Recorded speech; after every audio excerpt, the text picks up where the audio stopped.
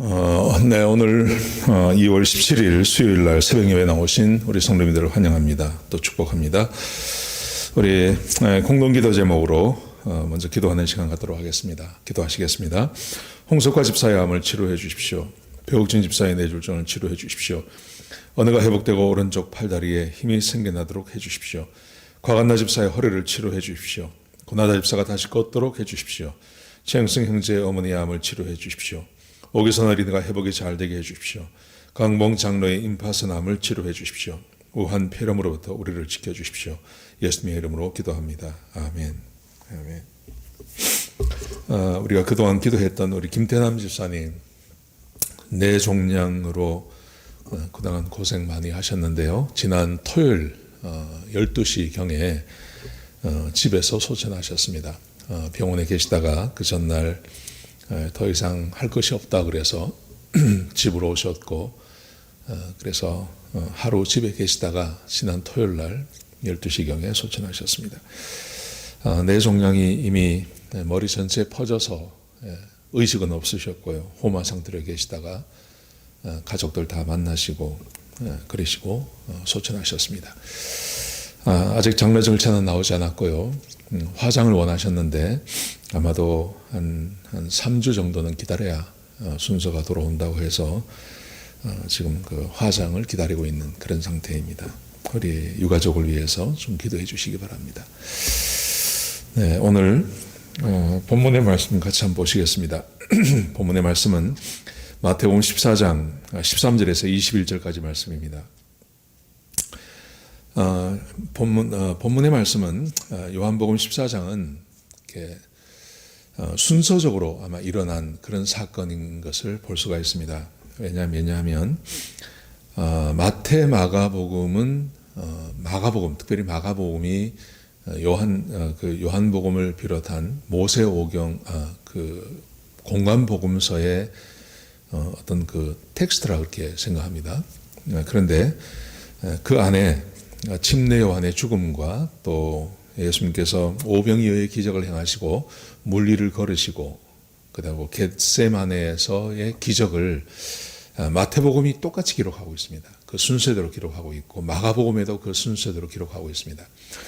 요한복음은 침례 요한의 죽음 그리고 이 그 오병이어의 기적 그리고 물리를 걸으시는 것 자체가 없는데 마태복음, 마가복음에서는 이 순서대로 이것을 기록한 것을 보고 또 누가복음에서는 오병이어의 기적을 해놓고 있습니다. 근데 이제 예수님 그 침례 요한의 죽음은 빠져 있죠.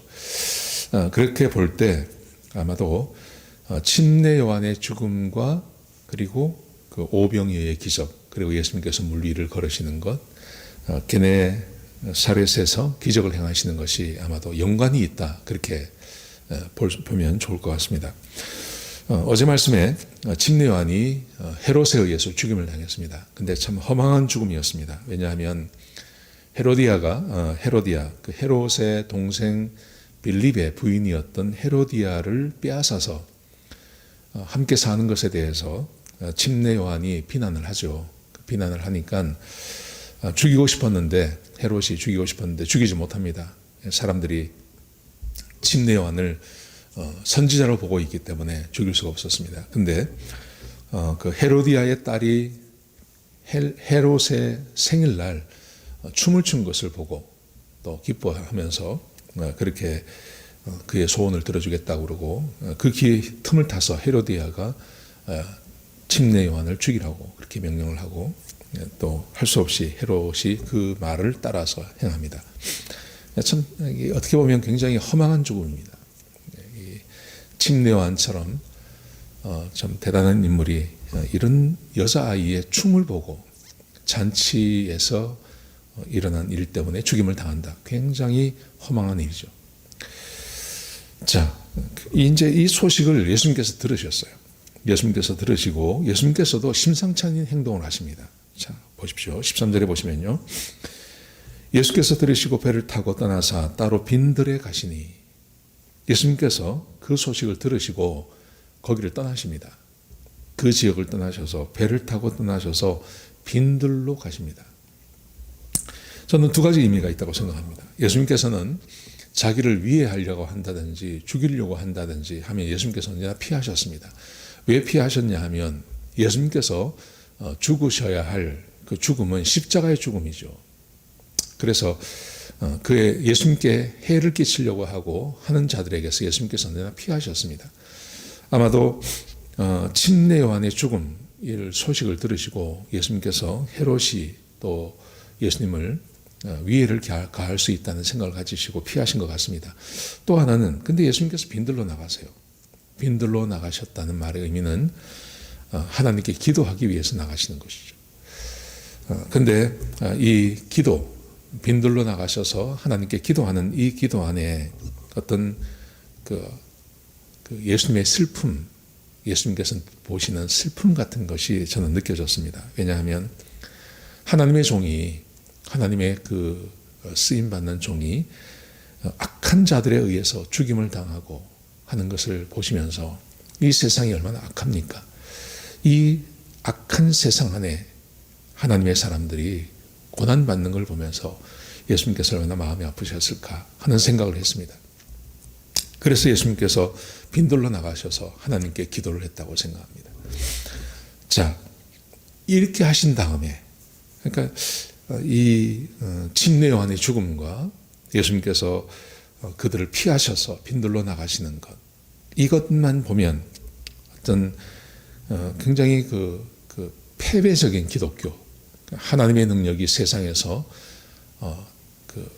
사람들에 의해서 환영받지 못하고 특별히 힘이 있고 능력이 있는 사람들에 의해서 하나님의 사람들이 죽임을 당하고 고난받고 하는 모습이 등장하는 것을 보면 어쩌면 우리가 세상을 살면서 하나님 믿는다고 하지만 우리를 절망케 하는 일을 만날 때마다 사람들이 얼마나 힘들어하고 또 절망하고 하나님에 대해서 믿음을 갖지 못하는 그런 상황이 이 상황과 비슷하다고 생각합니다. 그래서 예수님께서 자, 이런 일을 겪은 다음에 그 다음 말씀해 보시면 무리가 찾아 나옵니다. 예수님을 만나기 위해서 무리가 찾아 나옵니다. 그러자 예수님께서 그 무리를 보시면서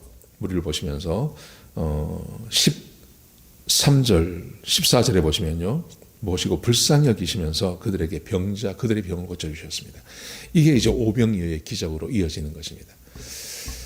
굉장히 무기력한 하나님의 사람 침례 요한이 죽임을 당하고 또 예수님께서 그들을 피하셔야 하고 빈들로 나가셔야 되고 이걸 어떻게 제자들이 옆에서 보고 있으면 얼마나 이 무기력한 기독교, 하나님의 아들이 이 땅에 오셨지만 세상을 향해서 세상이 받아주지도 않고 오히려 그 하나님의 사람들을 자기의 힘으로 죽이는 그런 일이 벌어지는 이 세상에서 하나님을 따른다는 것이 얼마나 힘들고 어렵고 낙심되고 하는 일이겠습니까? 자, 이런 분위기 안에서 예수님께서 기적을 행하십니다.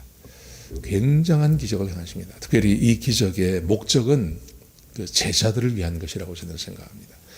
제자들과 함께 있으면서 예수님께서 피하시는 것, 그 다음에 침례 요한의 죽음, 이걸 보면서 제자들도 자기들도 그런 일을 당할 수 있겠다는 생각을 하지 않았겠습니까? 그때 예수님께서 이 땅의 주인이 누구이시며 온 세상의 주인이 누구인지를 보여주는, 저는 그 사건이 오병이어의 기적의 사건이고, 그리고 예수님께서 물 위를 걸으시는 그 사건이고, 그리고 게네사렛에 행하신 기적이라고 저는 믿습니다. 자, 오병이어의 기적을 한번 보시죠. 예수님께서 무리를 불쌍히 여기셔서 그 중에 많은 병자들을 고쳐주시고 그들에게 말씀을 가르치셨습니다. 근데 예수님께서 저녁이 되도록 사람들을 흩트지 않으시는 거예요. 저녁 늦게까지 예수님께서 말씀을 가르치시고 병자를 고치셨습니다. 그러자 제자들이 와서 예수님께 이렇게 말을 합니다. 예수님, 여기는 지금 빈들이고 날이 저물어 갑니다. 그러니 무리를 보내셔서 마을에서 먹을 것을 사 먹게 하십시오. 제자들이 이렇게 말을 했습니다. 그래서 예수님께서 16절에 보시면 갈 것 없다 그러면서 너희가 먹을 것을 주라 그럽니다. 너희가 먹을 것을 주라. 뒤에 보면 그 음식을 먹은 사람들이 남자만 5,000명이라고 합니다. 남자 장년들만 5천 명입니다. 그러니 여자와 아이들까지 노인들까지 다 합치면 거의 뭐 2만 명이 넘는 2, 3만 명이 되는 사람들이죠. 어떻게 2, 3만 명을 먹이겠습니까? 있을 수 없는 일이죠. 그리고 어떻게 12명의 제자가 이것을 다 먹을 수 있겠습니까? 있을 수 없는 일이죠. 도저히 할 수가 없는 일이죠. 그런데 예수님께서 그렇게 명령을 하십니다. 그러자 제자들이 이렇게 대답을 합니다. 우리가 가진 것은 떡 5개하고 그리고 물고기 2마리밖에 없습니다. 물고기 2마리와 떡 5개가 가진 전부인데 우리도 부족한데 어떻게 이 사람들을 다 줄 수 있겠습니까? 그렇게 제자들이 대답을 했습니다. 자, 그러자 예수님께서 18절에 보시면요. 이르시되 그것을 내게 가져오라 하시고 무리를 명하여 잔디 위에 앉히시고 떡 5개와 물고기 2마리를 가지사 하늘을 우러러 축사하시고 떡을 떼어 제자들에게 주심에 제자들이 무리에게 주니. 예수님께서 굉장히 간단하게 하십니다. 2만 명의 사람들 잔디에 앉게 하라. 그리고 그거 가져오라. 그리고 하늘 향해서 축사하시며 기도하십니다. 그리고 사람들에게 나누어 주라고 말씀하십니다. 나누어 주니 모든 사람에게 다 돌아갈 수 있도록 끊임없이 떡과 물고기가 나오는 것입니다. 그래서 2만 명이 다 먹고도 남을 만큼 그렇게 되었습니다. 그래서 20절에 보시면 이렇게 기록되어 있습니다. 다 배불리 먹고 남은 조각을 12바구니에 차게 두었으며 먹은 사람은 여자와 어린이 외에 5천 명이나 되었더라. 여자와 어린이 외에 5천 명의 사람들, 그러니까 한 2만 명 정도가 이 음식을 먹었다는 것이죠. 여러분, 오늘 본문이 우리에게 주고 있는 교훈, 침례요한이 죽임을 당하는 것, 그리고 예수님께서 그 자리를 피하시는 것, 외형적으로 보면 마치 하나님이 사람에게 패배한 것 같은 상황 같습니다. 그런데 예수님께서 온 세상의 주인이 누구이심을 보여주신 것입니다. 예수님께서 하나님이 세상의 주인이시고 하나님의 나라가 임하면 그곳에 사람이 상상도 하지 못하는 그런 일이 생길 수 있다는 것을 보여주시는 것이죠. 그게 오병이어의 기적이라고 생각합니다. 병자를 고치는 것, 죽은 사람을 살리는 것보다 더 놀라운 것이 무에서 유를 창조하는 거 아니겠습니까? 물고기 5마리와 물고기 2마리와 보리떡 5개를 가지고 2만 명이 먹을 수 있도록 계속 만들어내는 것. 이게 어떻게 사람의 능력으로 가능할 수 있겠습니까? 병은 고칠 수 있다고 칩시다. 죽은 사람은 살릴 수 있다고 칩시다. 근데 없는 것에서 있는 것을 만들어내는 것. 이것은 요행으로 되는 게 아니지 않습니까? 병을 어쩌다 고칠 수 있습니다. 죽은 사람이 어쩌다 살아날 수 있습니다. 여러분, 그런데 없는 것이 있는 것은 되지 못하는 거죠. 어린아이의 한 끼 도시락밖에 되지 않는 오병이어를 가지고 2만 명의 사람들이 먹을 수 있는 것, 무에서 유를 창조해 내시는 것. 이분이 하나님이시고 그 능력을 행하시는 분이 예수님께로 사람의 몸을 가지고 이 땅에 오신 예수님이시라는 것을 제자들에게 보여주는 것입니다. 사랑하는 성도 여러분, 그러므로 우리가 인생을 살면서 예수 믿고 하나님의 자녀로서 살아갈 때 우리 앞에 종종 우리를 낙심시키고 우리를 힘들고 어렵게 만들고 세상이 아주 힘이 많은 것 같은, 우리는 그 앞에서 무기력할 것 같은 그런 상황들이 우리 앞에 얼마든지 일어날 수 있습니다. 여러분, 그럴 때마다 우리가 꼭 믿어야 할 말씀, 하나님은 마음만 먹으시면 이 땅에서 무로 유를 창조할 수 있는 오병이어의 기적을 행하시는 그 하나님이 우리의 구세주가 되시고 그분이 지금 우리와 함께 하시며 그분이 내 아버지가 되신다는 것을 믿으시기 바랍니다.